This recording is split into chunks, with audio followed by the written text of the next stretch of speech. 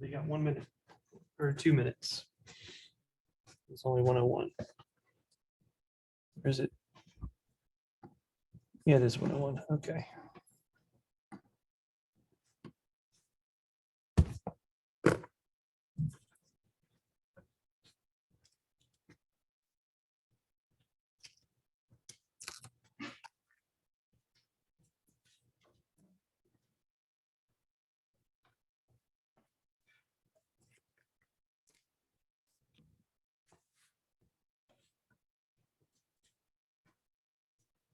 Is it presented?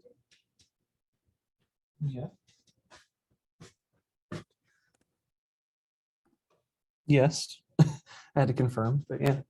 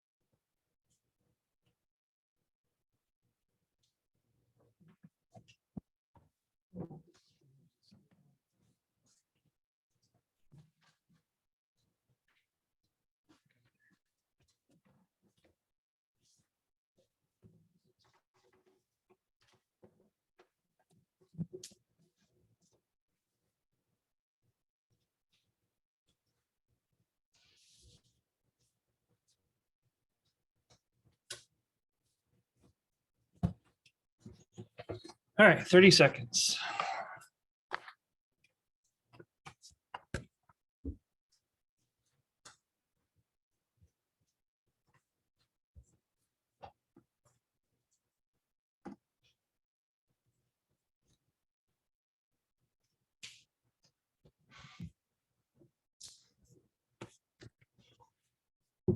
All right, looking answers in 10.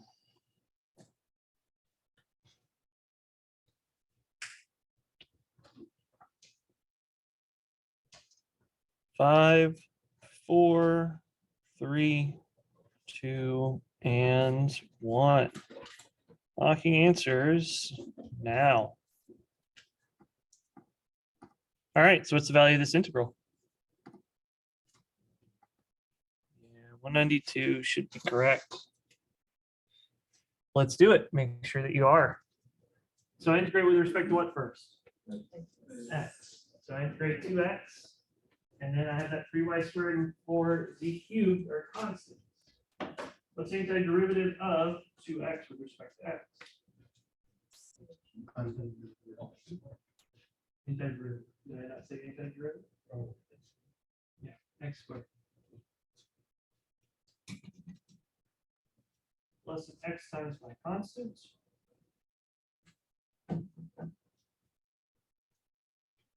It's all evaluated from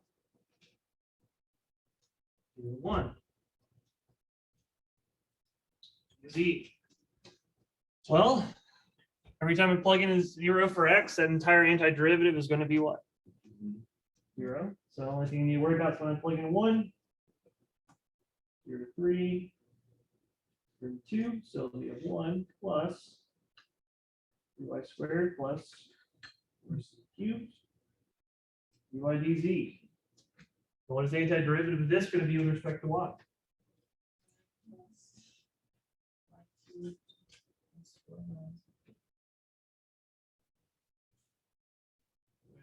Zero to 2.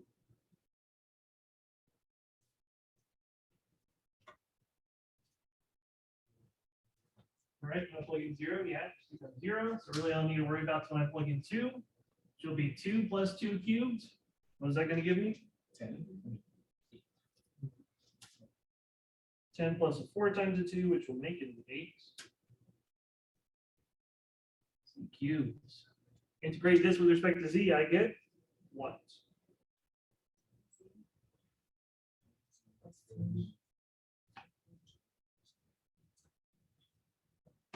Again, there's a z term everywhere in there, so when I plug in 0, it's going to be make the antiderivative 0, so I subtract 0. So I just need to plug in 3. What's 3 to the 4?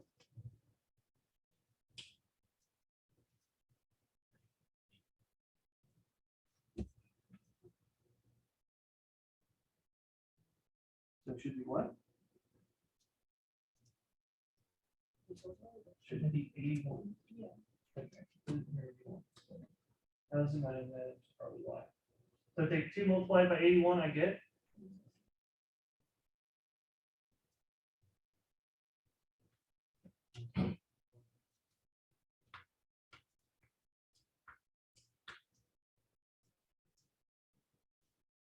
And we should be getting to the point where these antiderivatives are quick and easy for us. The hardest part should have been just doing that arithmetic right there, or most time-consuming part. And that can be dependent on who you are at that division with arithmetic. I know I personally suck at arithmetic. So, questions?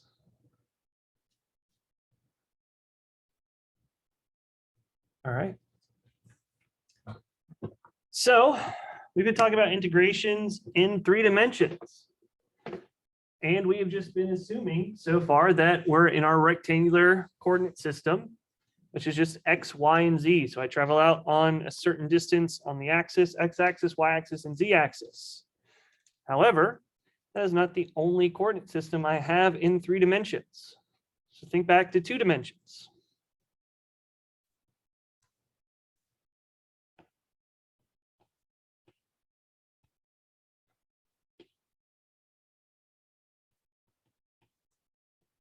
If I had a point in the xy plane, I can not only view it as rectangular, which means I go out to some value on the x-axis and some value on the y-axis. What was the other way we could look at that point? What other coordinate system?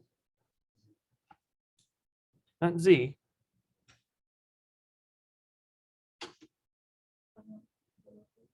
Polar coordinates, right? I can also view this as a vector, essentially. Let me now write it in black. I'm going to have to rotate some angle theta up off the x-axis. And then travel some distance away from the origin. So we had rectangular coordinates and polar coordinates in 2 dimensions. Well, now if I go from 2 to 3 dimensions, I'm just adding on a second dimension, and there's actually going to be 2 different ways that I can talk about coordinate systems inside of 3 dimensions.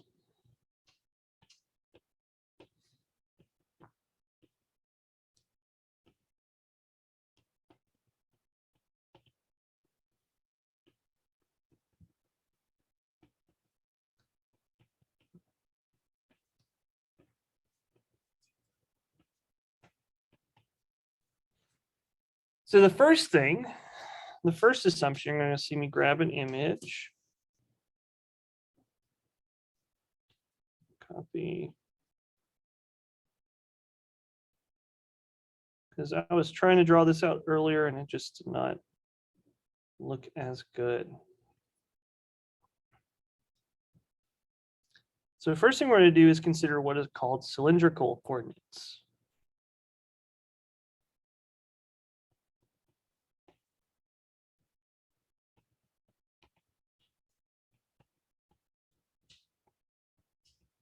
This is only for in 3 dimensions. And essentially what cylindrical coordinates say is, okay, well, in your first 2 dimensions, X and Y, I'm just going to recreate this idea of polar coordinates. So I know to get out to where if I dropped this point straight down onto the XY plane, so took away the Z value, it's going to have an associated X value and associated Y value. And I can again get to that by some angle rotation theta and some distance traveled out from the origin R. And then what do I do with the Z value, the third dimension? Just leave below. Continue it as a rectangular. So I'm rotating on the XY plane and then going straight up on the Z plane. So if I take a circle and then raise that circle up directly, what type of shape do I get? Cylinder. This is where that term cylindrical coordinates are coming from. So the question is, how do I get to cylindrical coordinates? Well, all that really happens is XY plane changes, right? The Z plane doesn't change. Z stays as Z. So if I go rectangular,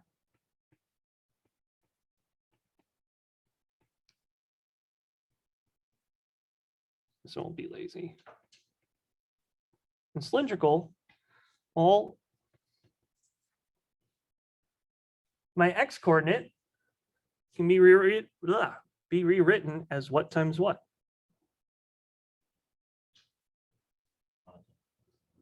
Yeah, R times cosine of theta. Still R cosine of theta.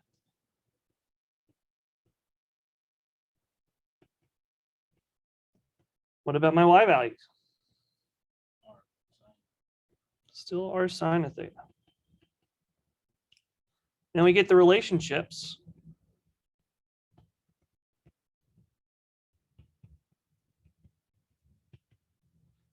That my X squared plus my Y squared has got to be equal to what? R squared. That's one way I can relate my rectangular coordinates to at least the radius. And I can also take the radius and relate it to my rectangular coordinates. And the other one that we use is tangent of theta. Tangent function is defined as what side over what side? Opposite over hypotenuse, sine over cosine, which when it comes down to my coordinates, it's my y over x. The opposite side of the angle theta, which is the distance y, the adjacent side is x. So these are the relationships that I'm going to need to use if I ever go to cylindrical coordinates. And usually we're going to do this whenever we have a nice simple change on the z-axis and then something that's just circular on the xy plane. However, this isn't the only way we can do this. Because if I'm coming from the origin up to some point out in space, not only am I going to have an angle that I travel away from the x-axis, there's also going to be an angle that I'm going to travel off of the z-axis. So I don't have to consider just this distance that I travel on the z-axis itself, combined with polar coordinates to get to that point. I can just do it all based on the distance from the origin to this point and then two angles. One angle theta is still going to stay the same. Still going to be off of this x-axis, but this second angle that I'm going to create is going to come off of the z-axis instead. So we get this image right here.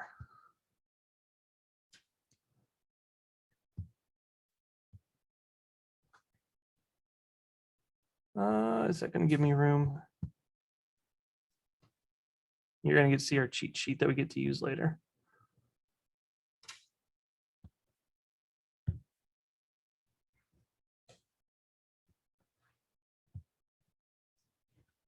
Good enough.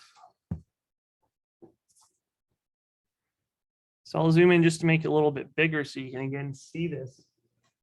So again, we're not considering just the distance that we traveled directly up as our third variable. The third variable we're considering is the angle off of the z-axis. So then to get to this point out here in space, I originally determined as a distance in the x direction, distance in the y direction, distance in the z direction. Still on the xy plane, I'm considering how far I need to rotate off the x-axis, how far I need to travel out on the x-axis. But then when I combine that in with, okay, well, the angle that I come off the z-axis, I'm still going to be creating a triangle. That triangle goes out into space. It's not on a fixed plane. So what's going to determine where that triangle is located at is the angle off the x-axis, the angle off the z-axis, and then how far I have to travel from the origin in 3 dimensions out to that point. And that one is called rho. So your rho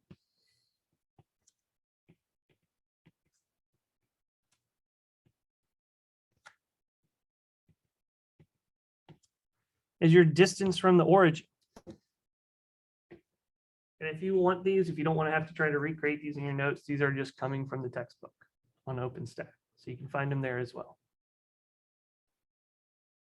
Okay. But with this, I now have to start thinking about how do I get these relationships that we established before for polar coordinates? Well, it's still a triangle, but I now have a third dimension, a third or second angle instead of just 2. So if you start playing around with right triangles in 3 dimensions, in 3-dimensional space, you're going to get the following set of relationships. So I guess I need to write spherical.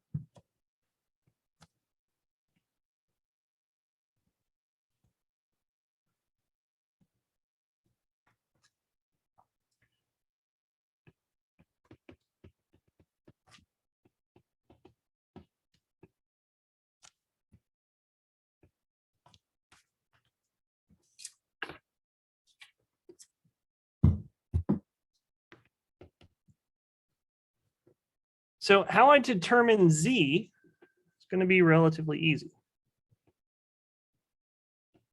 It's the distance that I travel away from the origin times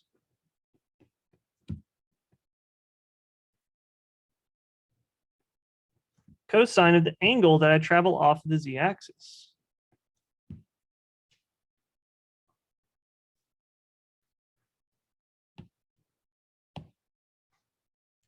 And it's because if I make this nice little dotted line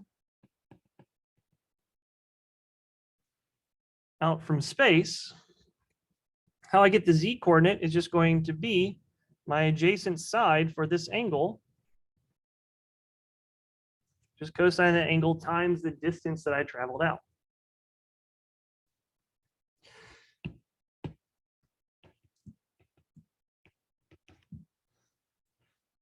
Now my x and y variables are going to be a little bit more complex. Really all it's going to add in visually is just an extra trig term. Because now I have 2 angles to be considered. So I have to consider the angle that's going to get me to the r and also the angle that's giving me from the rho. When I do that, rho is still going to be the distance that I traveled in total.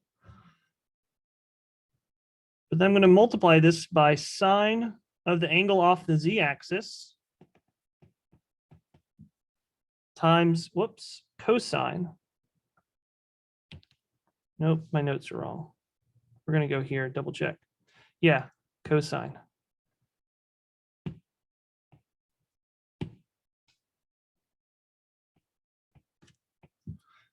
Of my angle off the x-axis.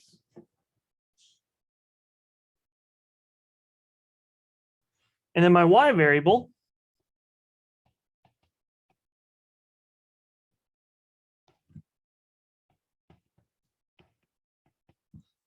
is going to take that distance that I traveled from the origin, multiply it by sine of both angles.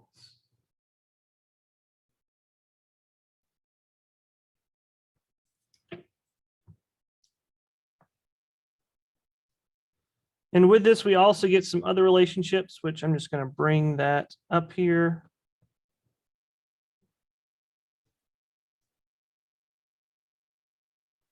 Because we're going to need to use it.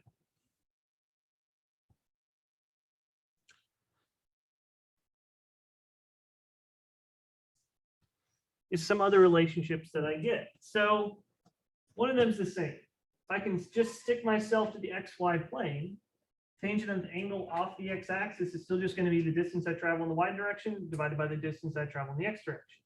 So this is a relationship that I get to use that relates my angle theta to some of the rectangular coordinates that I have. But I also get two other ones. When I start going in 3 dimensions, well, the distance that I traveled from the origin is just going to be the square root of the sum of the squares for each of those coordinates. So the distance I travel on the x-axis, distance I travel on the y-axis, distance I travel on the z-axis, each of those are going to be squared, add them all up together. Technically take the square root of it if you want to get row itself. This equation, so you have less to write, because it's for row squared. And then a not so easy one to derive, but how I can relate the x and y coordinates to that angle off of the z-axis is by that cosine of that variable phi is going to be equal to the z coordinate divided by the distance that you travel. Okay, just coming, I guess it's actually easy. It's coming from that triangle that you're making in 3 dimensions.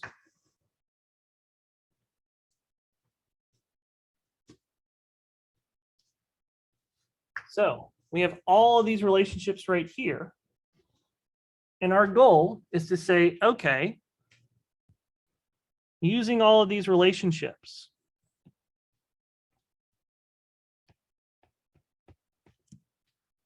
if I'm taking an integration in 3 dimensions over some region, and I integrate with respect to that volume, so with respect to the space, if I want to write this in cylindrical coordinates, I want to change this to a function of r theta and z, and then I'm going to need to integrate with respect to the volume. 1 and 2, or if I don't want to do with respect to cylindrical, I go with respect to my spherical.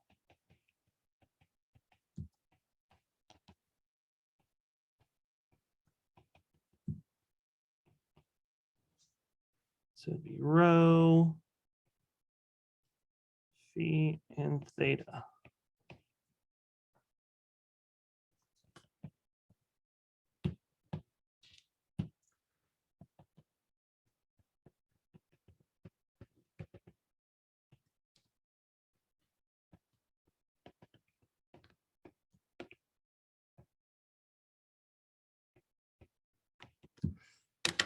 One of the things that we realized when we were switching from rectangular coordinates to polar coordinates just in R2, when we're integrating over 2 dimensions, what we're integrating over changed. And it wasn't just as simple, okay, I go from dy dx to dr d theta. We had to make sure we multiplied dr d theta by what? By the variable r. Right? We always had dA is equal to r dr d theta. So there wasn't just that nice simple transition that we might be able to hope for.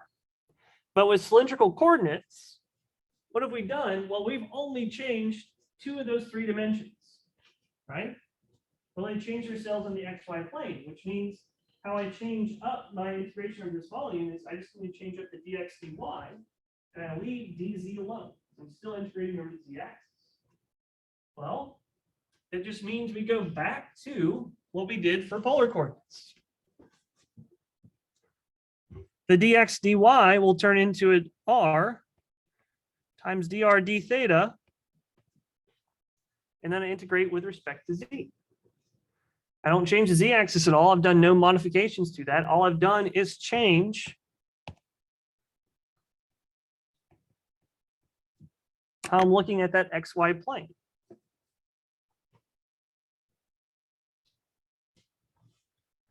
Say from.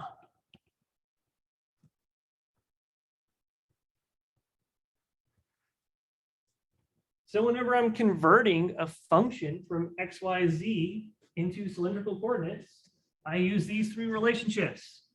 X is r times cosine of theta, y is equal to r times sine of theta, and leave z alone. That's going to change it into a function of my radius, my angle theta off the x-axis, whatever the z coordinate is, and then I'll multiply it by an r, integrate with respect to r, theta, and z. Or if I want to flip it around, z r theta, or do z theta r, or whatever. And the question is, what happens for spherical coordinates? We're not just changing 2 dimensions. How many dimensions am I not changing? 3. So for spherical coordinates, oops, I don't want to be in green.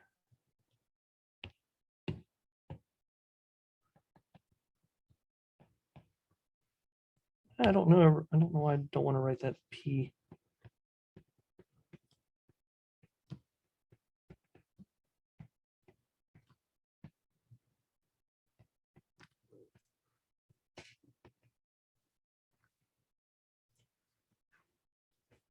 When you break down what a polar rectangular prism looks like, you end up adding in a couple extra terms.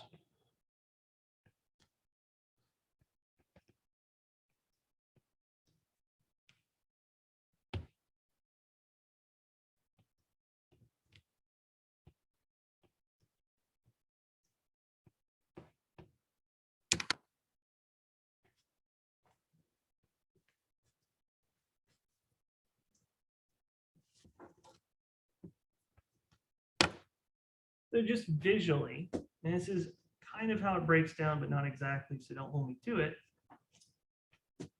We got this radius r from going in the x direction, or coming from xy plane. Now I need to go xy and z plane. So it was my distance from the point out into the xyz, well, I guess, region, the 3 dimensions. Well, that was rho. So essentially, my r becomes rho. But then I had to figure out, okay, also this change in z. Well, I got this change in the x-axis and y-axis, so the theta that I want. But now I need to figure out, okay, how do I now get the change in my angle off of the z-axis? Well, it's just the distance that you traveled times sine of that angle. That's where we get this second rho to come from, making it a rho squared times sine of that angle off the z-axis. So anytime I do these transitions, I'm going to be integrating with respect to my new variables. I just need to make sure that I'm also going to be multiplying whatever this function is by the appropriate change as well. So if I'm going to spherical coordinates, I need to make sure I also multiply by an r. If I'm going to polar coordinates, I need to make sure I'm also multiplying whatever that function turns into times a rho squared times sine of phi. So we're going to finally do some examples.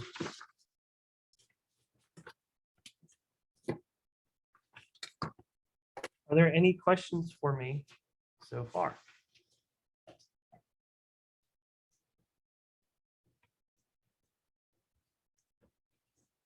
So just like with rectangular coordinates versus polar coordinates, there are going to be times where it's easier to do your integrations in rectangular coordinates, times where it's easier to do it in cylindrical coordinates. There's going to be times when it's easier to do it in spherical coordinates.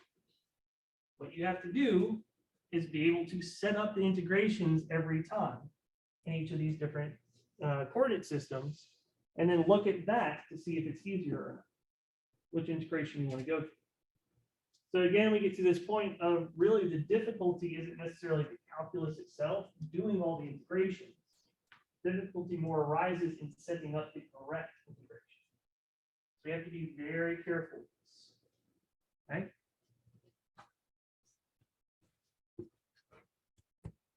There it is.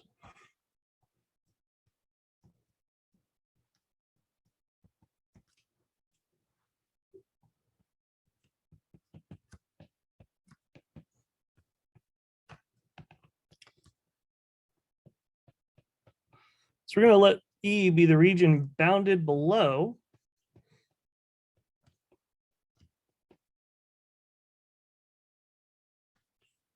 by the cone Z is equal to the square root of x squared plus y squared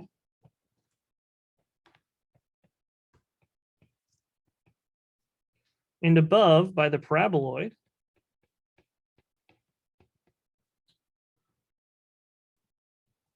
Z is equal to 2 minus x squared minus y squared.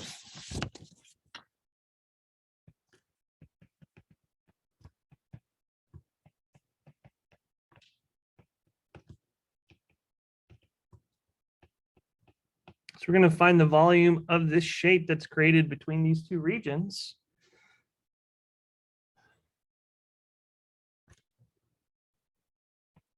Or sorry, find the volume of this region. It's probably the better way to say it.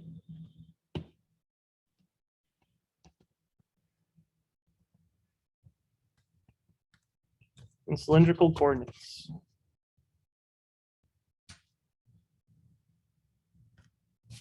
Ah.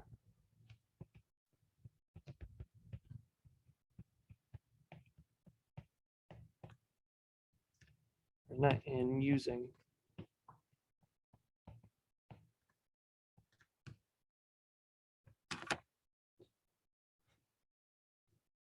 So what does this thing look like?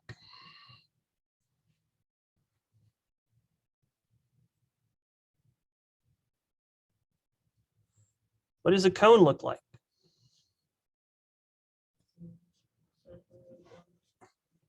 Yeah, it's a cone, right?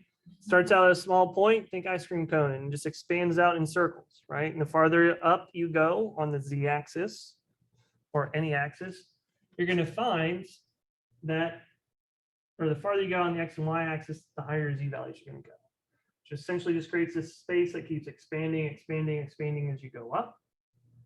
What does a three-dimensional paraboloid look like?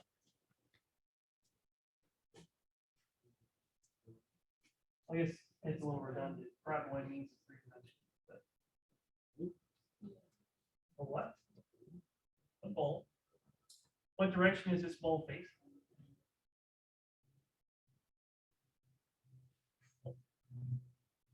What was that? Well, as my x values and y values get larger, what's happening to the value of z? Going down. If I took my gradients of this, what would my slopes be in the x direction? Partial with respect to x of this function would be negative 2x. And what's the partial with respect to y? 2y. So I see my derivatives are facing down. So it's a bowl, but it's kind of a bowl sitting up upside down. So you have this cone that's going up. You have this bowl that's going down. And if I try to set this bowl on top of this cone, there would be a point where they meet. And what we're trying to do is figure out, okay, that weird looking outline of an ice cream cone. Right? You have your cone and then you have your little bowl on top. What's the entire volume of that shape going to be? So you could probably do this in XY coordinates if you really, really want to. But you have to figure out what your Z values are bounded between, and then what your Y values are bounded between, and what your X values are bounded between. And then integrate with respect to those bounds. Now, the thing is, there's no function. there's no way to transport this. We're just going to do it over a nice function 1. That's going to keep us in 3 dimensions and getting us to find the volume of this region in 3 dimensions. I don't need to be transporting this to a 4th dimension. So the integration that we're going to do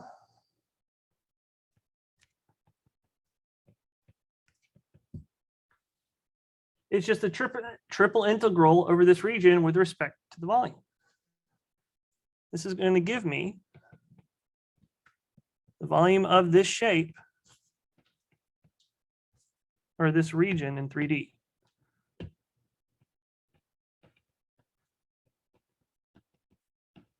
And again, R3 is a little redundant because volume indicates you have how many dimensions?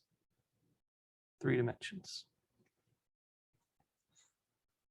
So I could do this in spherical probably as well. But let's think about the image. Oh, wait, hold on. That was what I meant to do before. You're going to see the side of my face for a second.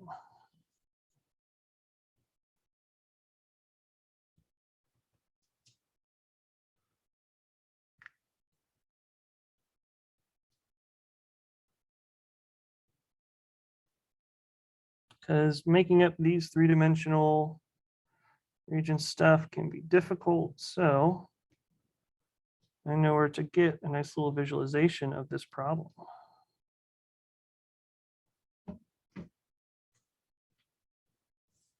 So let me get it to help you all out.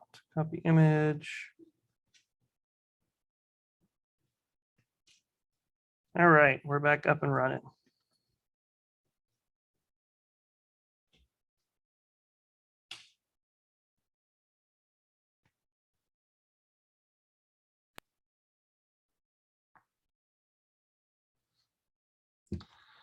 So this is what we were describing before. This is what we were, or what we're trying to find. So everything inside of this cone and underneath this bowl. So when I look at this on the z-axis, I can see that I'm bounded between z being what and what? 0 and 2. There's no weird complicated thing I have to do here to say, okay, my z is bounded between functions of any of my angles or my distance r and theta. But when I look on the xy plane, so if I look at this image from above, whether or not I'm looking at a cone from above or looking at this bowl from above, it's always creating what 2D image? A circle. Which means on the z-axis, I probably don't need to do much change. But on the xy plane, I'm creating circles. And if I'm going to be dealing with circles, do I want to leave it as a rectangular coordinate system? Or might I want to change it to a polar coordinate system? Polar coordinate, right? So I say, okay, well, then I'm going to know that I'm going to have a range of angles and a range of, whoops, that's not what I want you to do. You forgot I have a pen. There you go.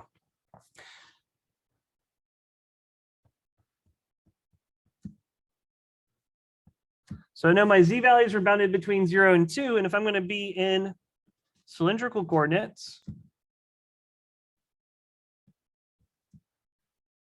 I need to figure out, okay, on the xy plane, how can I determine how far out I need to travel from the origin? And then also, okay, on the xy plane, what angles can I take off the x-axis?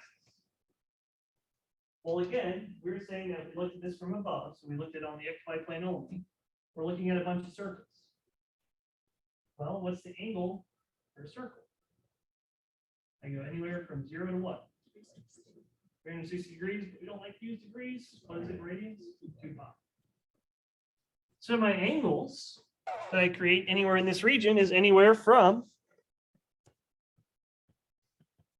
0 to 2 pi. What's the last thing I need to answer?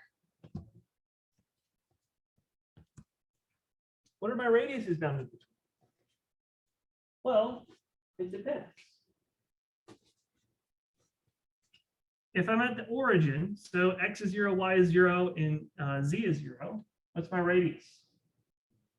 0.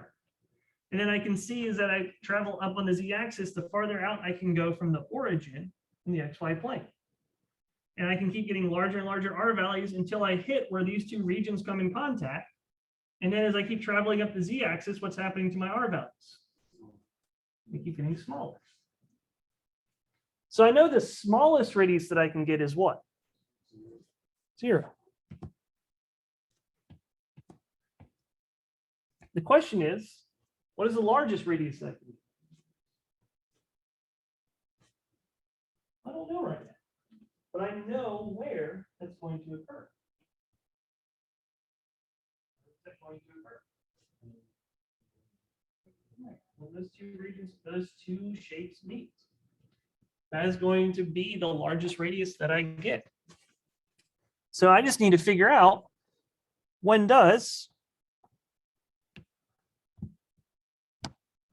the square root, whoops, of x squared plus y squared equal 2 minus x squared minus y squared.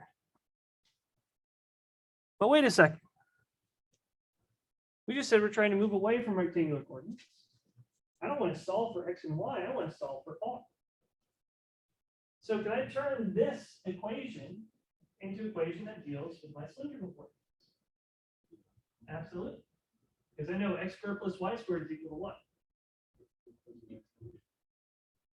X squared plus y squared is always equal to r squared. And what's the square root of r squared? R. On this left-hand side, if I rewrite this in in cylindrical coordinates, whole square root of x squared plus y squared is just whatever r is. And what about that 2 minus x squared minus y squared?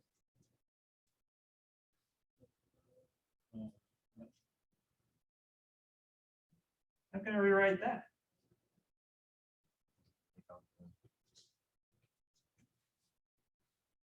So give you a hint, the 2 is not going to change. What was that assuming? So I could do it in that long way. It'll get you the same answer, but what did both of these two terms have in common? -1. And technically a square root 2, you're not wrong. I can factor out a -1. That's going to leave me with minus what plus what? X squared plus y squared. And what did we just say x squared plus y squared is? R squared. So it really means this is 2 minus what? R squared.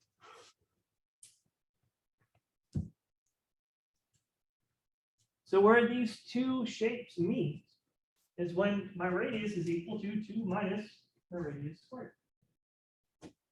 Well, wait a second. Especially going to your characteristic polynomials from differential equations, just to blend the two classes together really quickly.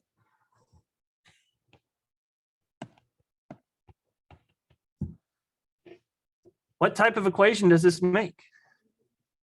Quadratic, which means I can solve for the roots. So if I take r squared plus r minus 2, that'll factor into what and what?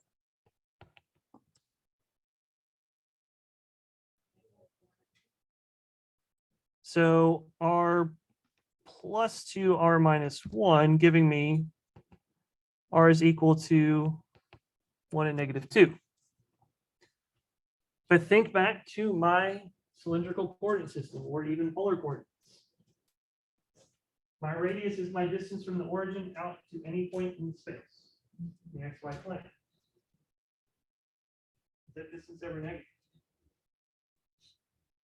Yeah, it's always got to be a positive number.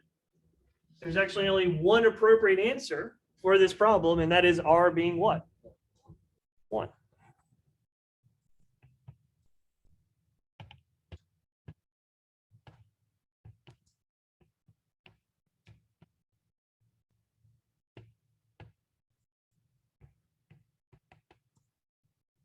So where these two regions meet, which is where I'll have the largest radius, is when r is what? 1.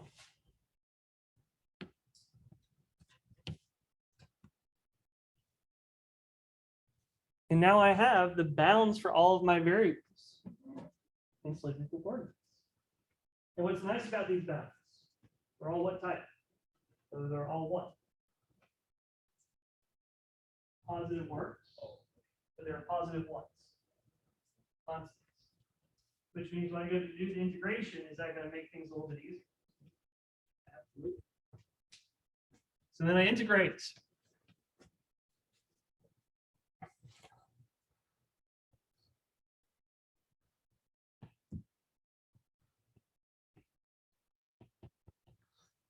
To the volume of this region.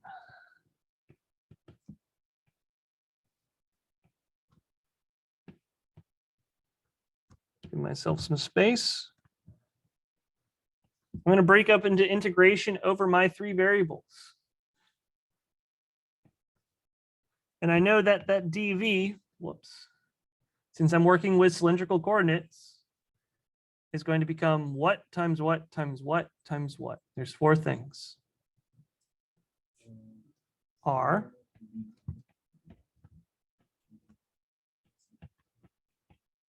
dz.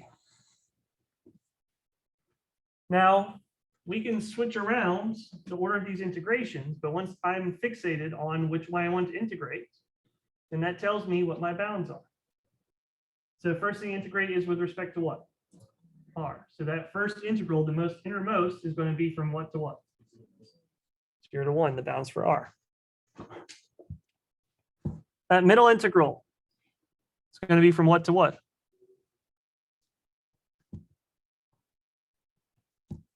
So I would integrate with respect to theta second, and then last I integrate with respect to z, and what were the bounds for z? 0 and 2. So this is the integration that I need to do. So r times dr d theta dz, r going from 0 to 1, theta going from 0 to 2 pi, and z going from 0 to 2. So what is the antiderivative of r with respect to r? R squared over 2, and I'm evaluating that from 0 to 1.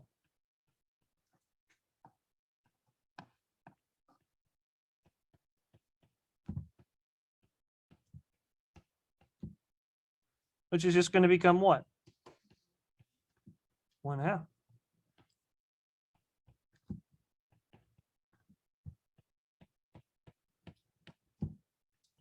So I take 1/2, integrate it with respect to theta. What am I going to get? 1/2 theta.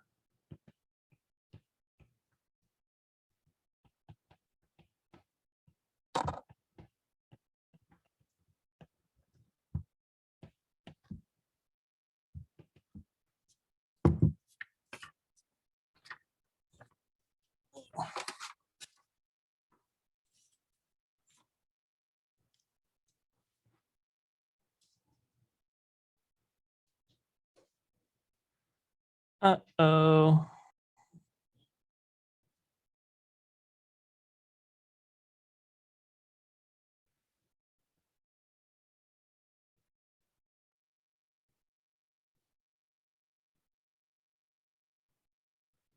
I made a boo-boo.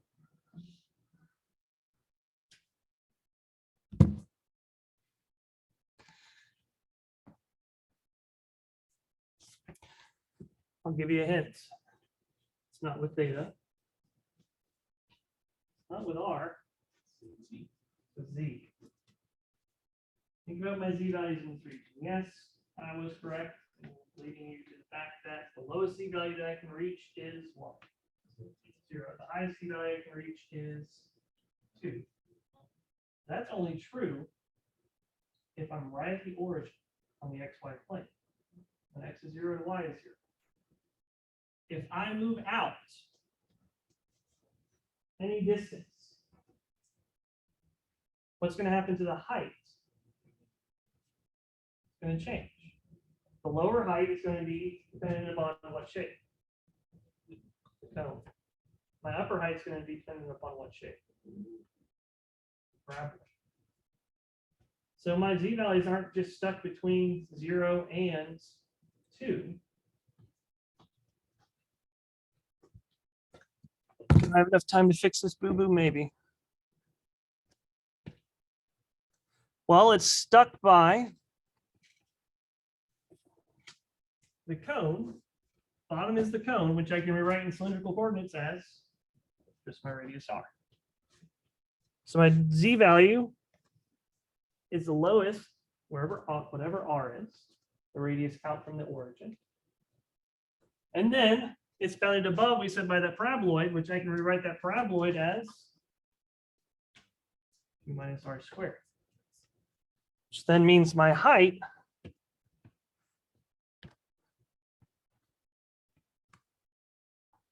is this right here. So that if I get closer and closer to the edge of this, where my radius is 1, well, that's what my height is going to be at, which is also 1. R is 1, and then 2 minus 1 squared will also be 1. So I get that height of z being 1. If my r is 0, I get that range between 0 and 2.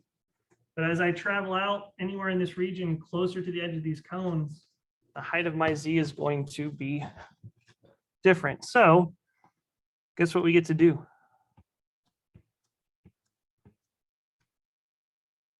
We got to fix this, and we'll just fix it. We'll pick up the integration on Wednesday. Or no, today's Wednesday. What's the next day we meet then? Friday.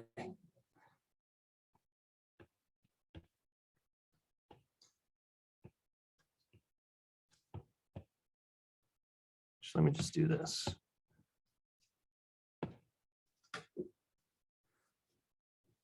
So the bounds that I have, 2 of them are constant, 1 of them changes based on r. That means I'm going to need to integrate with respect to that variable that changes based on one of the other ones first.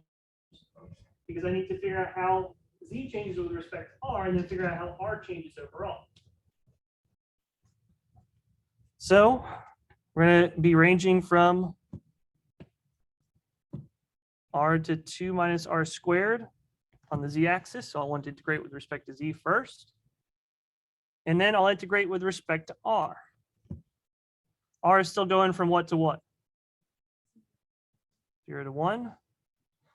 And then lastly, integrate with respect to theta, which is going from 0 to 2 pi.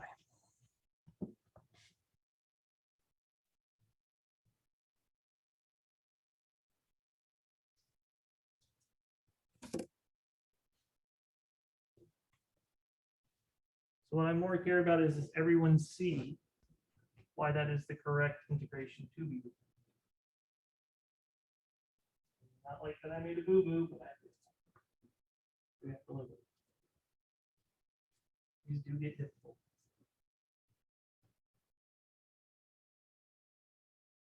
What questions do you got for me?